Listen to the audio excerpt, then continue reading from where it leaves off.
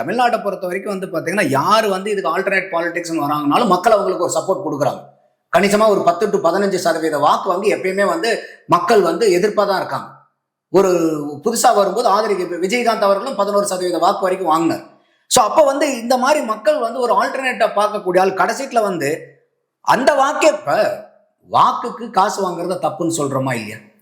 அப்போ மக்களுடைய வாக்கை வாங்கி அதுல ஒரு பர்சன்டேஜை எடுத்துக்கிட்டு அந்த பர்சன்டேஜை பயன்படுத்தி நீங்க போய் இன்னொரு கட்சி கூட போய் ஐக்கியமாகறீங்கன்னா என்ன அர்த்தம்?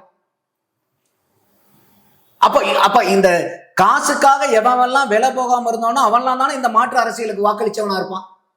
அப்ப அவனுடைய வாக்கை வாங்கிட்டு இந்த வாக்கு சதவீதத்தை பயன்படுத்தி எனக்கு ஒரு ராஜ்யசபா சீட்டு கிடைச்சா போதும் டிஎம்கேல போய் உங்க வாக்கை பூரா கழுவி விட்டுட்டு வரீங்கன்னாக்கா அப்ப அதுக்கு வாக்கு போட்ட மக்கள், கமலஹாசனுக்காக வாக்களிச்ச மக்களுக்கு எவ்வளவு கோபமும் கொந்தளிப்பும் இருக்கும்னு யோசிச்சு பாருங்க.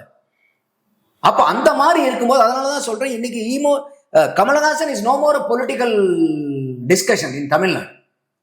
அவர் அவ்வளவுதான், இஸ் அ டன் கேஸ். அது சினிமாவை அவரை பத்தி ஏகப்பட்டது பாராட்டுறதுக்கு கொண்டாடுறதுக்கு ஏகப்பட்ட விஷயங்கள் இருக்கு.